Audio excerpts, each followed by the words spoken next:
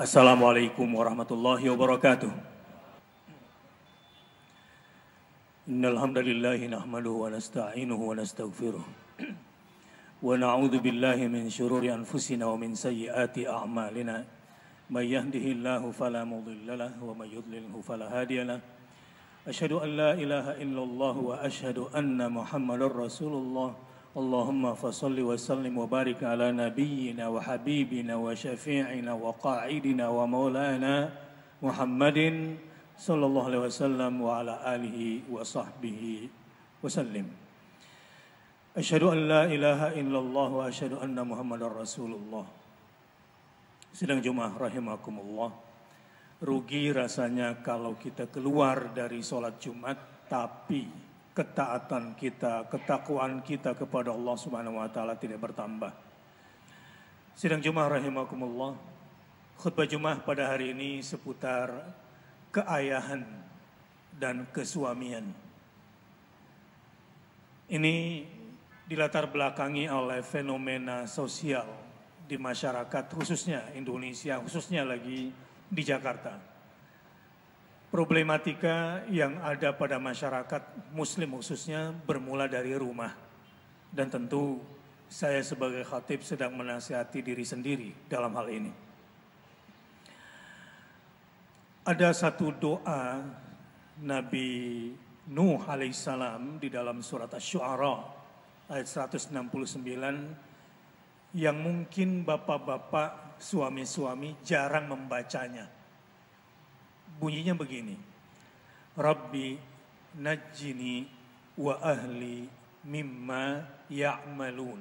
Artinya, Rabbi wahai Tuhanku, najjini selamatkanlah aku, wa ahli dan keluargaku, mimma ya'malun.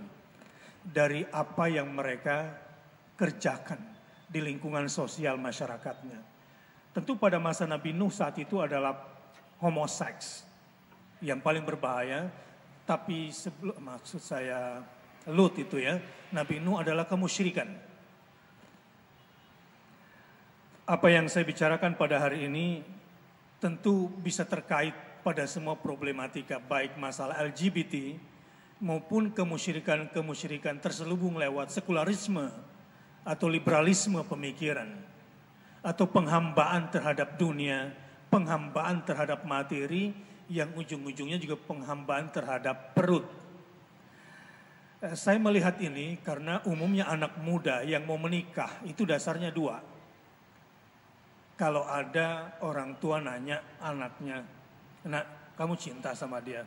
"Iya, Pak." "Dia sudah kerja?" "Sudah." "Ya menikahlah." Bahwa ada faktor agama, ada faktor ibadah, ada faktor akhlak.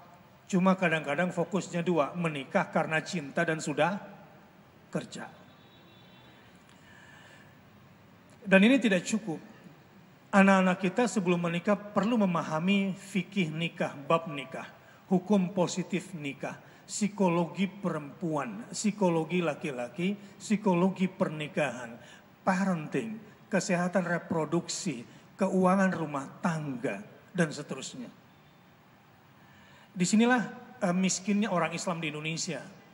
Beda dengan gereja yang ada kelas parentingnya. Aturan di bawah Kementerian Agama tentang pembinaan orang yang menikah juga belum berjalan baik. Alhamdulillah secara sporadis pendidikan-pendidikan pranikah berjalan, tetapi ini pun masih lemah. Yang kedua, juga tidak ada sekolah ayah dan bunda atau menjadi seorang ayah, menjadi seorang suami. Bapak tahu, perceraian tertinggi itu adalah KDRT, kekerasan di dalam rumah tangga. Penyebab utamanya setelah saya coba menganalisis dengan semua kekurangan dan kelemahan saya adalah karena kesalahan suami memahami anatomi fisiknya. Kenapa diciptakan lebih kuat dibanding perempuan yang ketika ini salah paham kemudian menggunakan pendekatan power, menggunakan pendekatan kekuatan untuk menekan istrinya. Padahal seharusnya kekuatan suami yang diciptakan oleh Allah lebih kuat dari istri, harusnya menjadi pelindung, menjadi penjaga, walaupun dia juga, tetapi maksud saya secara perasaan, secara fisik harusnya juga menjadi lembut dan membuat istri merasa aman dari kejahatan suaminya. Sidang Jumaah rahimakumullah. Persoalan yang ketiga juga biasanya orang tua ini nggak kreatif. Cari duit sebanyak-banyaknya, sekolahin anak setinggi-tingginya, ini nggak cukup. Sekolahin anak setinggi-tingginya, lalu kemudian untuk itu cari duit sebanyak-banyaknya, sehingga tidak hadir dalam kehidupan anaknya. Pak, kalau anak perempuan benci pada ayahnya, biasanya nanti dia cari suami yang bertentangan dengan ayahnya. Dan itu adalah awal siksaan ayah dari anaknya tanpa disengaja. Walaupun sekolah anaknya tinggi, tetapi ayah tidak hadir dalam kehidupan anaknya sejak kecil. Apalagi hormat, doa saja ayah tidak didoakan oleh anak-anaknya. Coba apa doa anak kepada orang tuanya? Rabbighfirli wali walidayya warhamhuma kama rabbayani shaghira, bukan kabira. Orang tua yang didoain anak biasanya yang ketika dia mendidik aku di waktu aku kecil. Yang membekas itu adalah ketika ayah hadir dalam kehidupan anaknya di waktu saghiran. Yang ketemu gede, setelah besar baru sadar, setelah pensiun baru ngurusin anak. Anak juga lupa doain bapaknya. Ini sekedar ilmu lapangan yang saya pahami. Ayah, suami yang sering didoain anaknya, Rabbighfirli wali walidayya warhamhuma kama rabbayani shaghira, itu tidak lelah mencari nafkah untuk anaknya. Sebaliknya, ayah yang sibuk dengan pekerjaannya cari duit sebanyak-banyaknya, sekolahin anak setinggi-tingginya, biasanya banyak konflik dengan anaknya. Mulai dari pencarian lembaga pendidikan, jurusan, pekerjaan, rekreasi, sampai jodoh pun beda terus sama anaknya. Enggak klop dan selalu kurang. Seorang ayah bilang sama saya, Ustadz, anak saya itu pendidikannya tinggi, kerjanya bagus, gajinya bagus, tamatan luar negeri. Kok bisa ya Ustadz? Anak saya ini menikah dengan laki-laki yang gak jelas mukanya, gak jelas keturunannya, gak jelas akhlaknya, gak jelas agamanya. Saya tanya, memang sejak kapan Bapak hadir dalam kehidupan anak? Itu dia Ustadz, saya sibuk terus urusan negara selama ini. Selamat. Ini awal penderitaan Anda sebagai seorang ayah karena selama ini tidak hadir dalam kehidupan anak. Harusnya anak-anak kita juga kita ajarkan untuk doa yang lain. Rabbi auzi'ni an ashkura ni'mataka allati an'amta alayya wa ala walidayya. Agar anak terbiasa bersyukur atas nikmat Allah yang lewat orang tua. Entah pendidikan gila apa yang masuk ke dalam rumah tangga muslim. Pakai bau-bau demokrasi ke dalam rumah. Apa-apaan ini? Sistem demokrasi itu sistem politik, bukan sistem berumah tangga.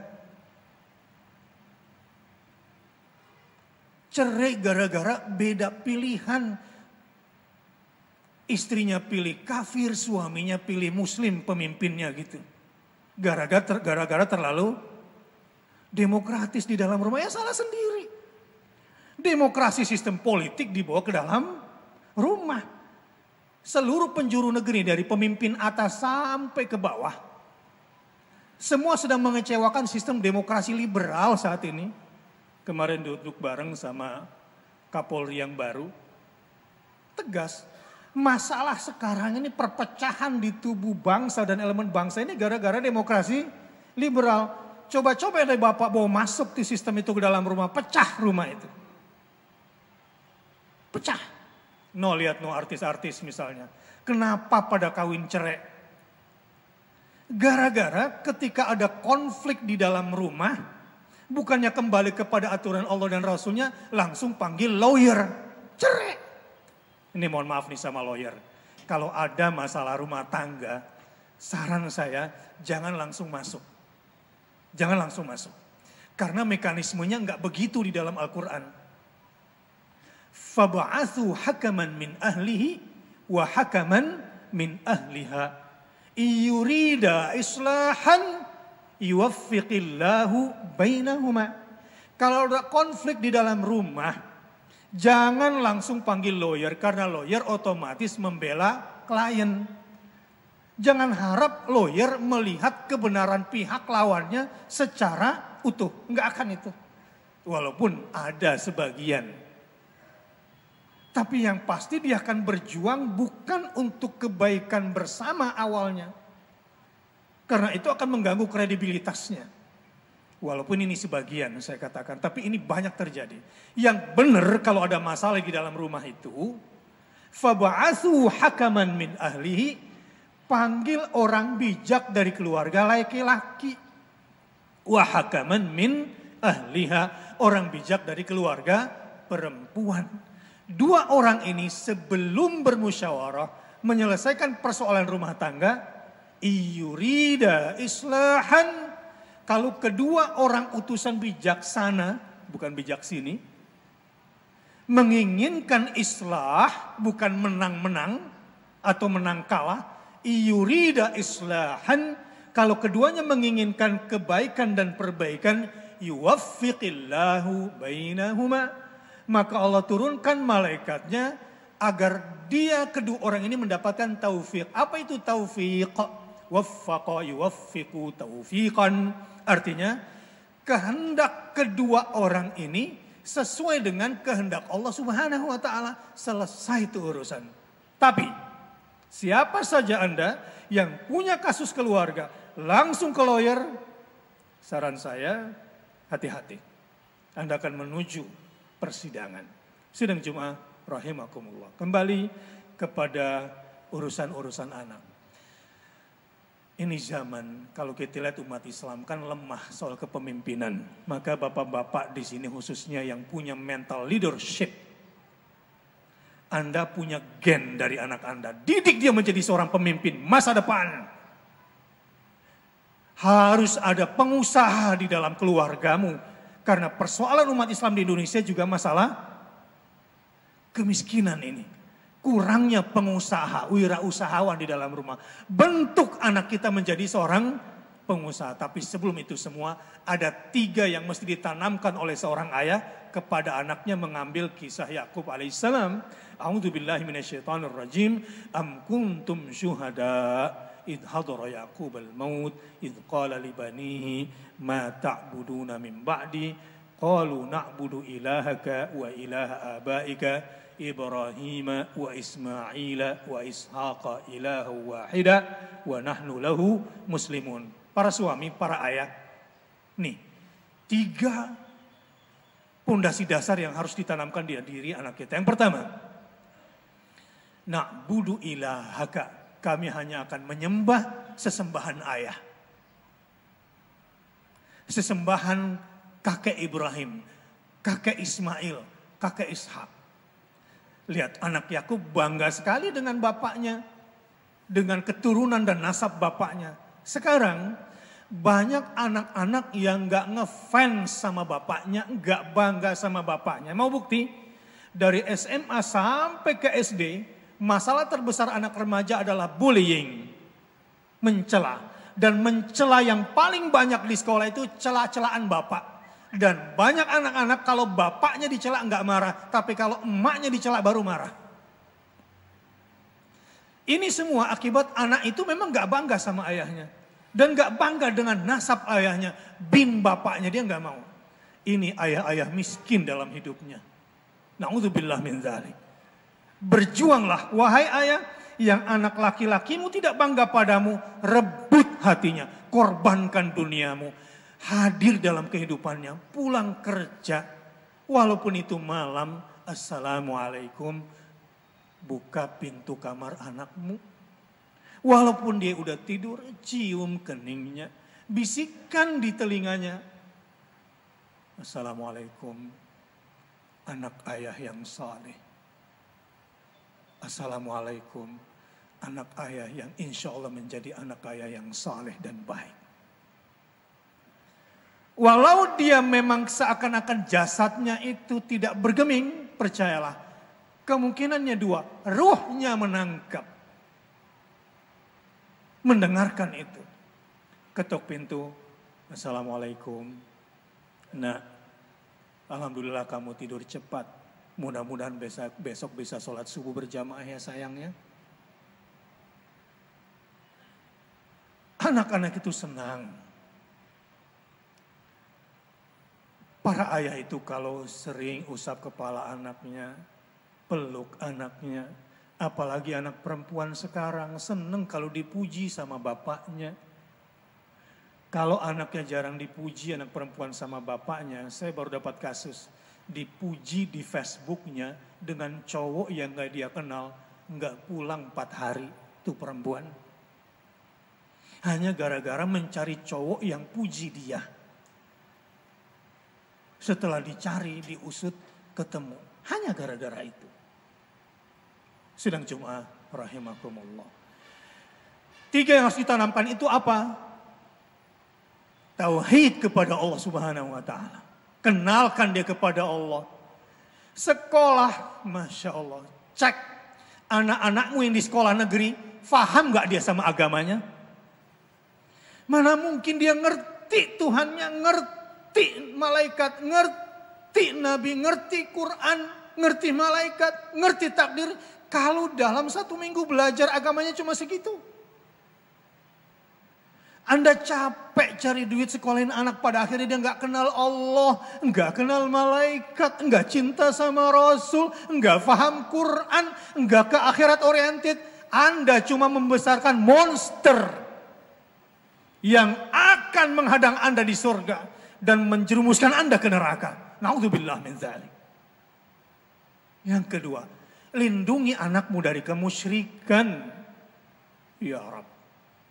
Ini kemusyrikan zaman sekarang ini luar biasa. Dari cara-cara berpikir yang sangat-sangat nyata sampai kepada hal-hal yang sangat kecil. Saya sering kontrol mata pelajaran anak saya di sekolah. Yang sekolah agama aja banyak yang gue pelintir. Saya lihat buku pelajarannya Quran dan hadis. Setelah saya buka qadarullah sambil sarapan pagi sebelum anak saya pergi sekolah, saya buka mata pelajarannya. Yang saya buka surah Al-Kafirun. Enggak ada tuh bahasan qul ya ayyuhal kafirun la a'budu ma ta'budun wala antum abiduna ma a'bud wala ana abidum ma abattum wala antum abiduna ma a'bud. Ini hilang, langsung lakum dinukum waliyadin. Ini ayat toleransi. Gila saya bilang. Kalau bapak-bapaknya ini nggak betul-betul faham dengan surah Al-Kafirun dan guru-gurunya nggak fokus, hancur otak anak kita ini. Maka muncullah jargon, mending milih pemimpin kafir yang adil, yang nggak korup daripada pemimpin muslim yang korup. Goblok. Dua-duanya jangan dipilih, bro. Apalagi udah jelas-jelas kafir, korup pula. Melanggar hukum pula. Ya janganlah. Tapi karena ideologi kemusyrikan ini begitu kuat. Belum lagi Pak, ini demi Allah. Saya yakin di persidangan itu sebetulnya banyak orang kesurupan tapi kayak orang normal. Sehingga persidangan ketok palu. Tok, tok, tok, talak 3 jatuh. Padahal yang lagi berhadapan ini orang lagi kesurupan. Tapi ketika kesurupan tuh kayak orang normal. Ini banyak dalam perceraian ini. Ya, saudara-saudara, Anda suami-suami terutama yang lagi jaya. Perempuan yang hasad sama Anda akan kena ain. Ini zaman, memang zaman rasional tetapi sihir juga kenceng.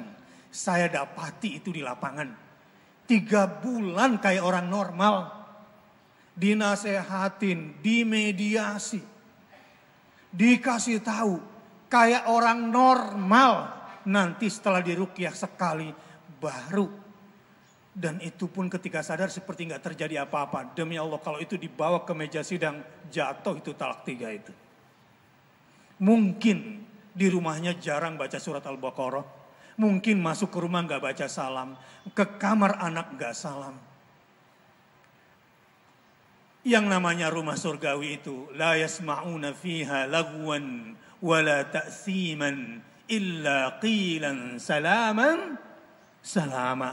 Rumahnya orang calon penghuni surga itu nggak kedengeran lagwan. Lagu dalam bahasa Indonesia saya kira itu dari kata-kata laguan, perkataan sia-sia. Rumah mau kemana? Pertama kali masuk kita lihat rumahnya ini muslim, tetapi nggak ada visi. Rumahnya orang muslim mestinya rumah ibadah, ada mihrabnya, ada perpustakaannya, rumah perlindungan, rumah ketenangan. Ini masuk satu sudut home theater, pindahin bioskop ke rumah, sudut lagi mini bar sendiri lagi. Ruang karaoke sendiri lagi, game zone sendiri lagi. Bahkan sengaja mini barnya pun persis kayak bar di rumah. Mejanya kayak bar, kursinya kayak di bar, botolnya kayak di bar, isinya juga ya di bar. Ini rumah mau dibawa kemana sama suami kayak begini? Harusnya melindungi anak dari ini semua, malah itu dimasukin ke dalam rumah. Yang ketiga, nih. Disiplinkan anak pada syariat Allah Subhanahu wa Ta'ala. Mana yang sering Bapak lakukan? Cepat tidur supaya besok nggak telat sekolah. Atau tidur ya sayang supaya besok kamu kan laki-laki, supaya sholat subuh berjamaah. Karena kalau laki-laki sholatnya di rumah berarti lelaki solehah gitu. Untung dia nggak bilang ya papa jangan jadi papa solehah ya. Jadi istri paling menderita sebetulnya, istri yang suaminya suami solehah. Karena sholatnya di rumah malas jamaah. Seorang pensiunan berkata kepada saya, Ustadz, setelah saya pensiunan saya sadar betul betapa nikmatnya sholat. Memang dulu Bapak nggak sholat? Sholat sih Ustadz. Kenapa nggak nikmat? Saya sholatnya di samping meja kantor terus Ustadz dalam keadaan sibuk. Menyedihkan orang-orang yang sholat jamaahnya itu kalau Jumatan doang. Selebihnya sholatnya di mana? Di samping meja kantor sambil mikirin proyek, sambil capek gitu. Wih, kita tuh kerja banyak duit supaya sholat tenang. Ini kok malah sholatnya di samping meja kantor terus. Menyedihkan Anda ini. Kalau itu yang terjadi. Makanya disiplinkan anak. Saya melihat seorang ayah disiplin sekali. Makan disiplin. Klub disiplin. Apalagi? Training disiplin. Kursus disiplin, satu-satunya yang gak diajarin disiplin adalah sholatnya. Yang gak disiplin apalagi? Baca Qur'annya. Yang gak disiplin apalagi? Mengenal Tuhannya. Yang gak disiplin apalagi? Mencintai Rasulnya. Yang gak disiplin apalagi? Boro-boro sunnahnya apalagi ke akhirat. La haula wa la quwata illa billah. Mudah-mudahan yang sedikit ini mengingatkan kita, semoga kita menjadi ayah yang bertanggung jawab, menjadi suami yang adil. Barakallahu li wa lakum fil Qur'anil Karim wa nafa'ani wa iyyakum bima fihi minal ayat wa dzikril hakim wa taqabbala minni wa minkum tilawatahu innahu huwal ghafurur rahim.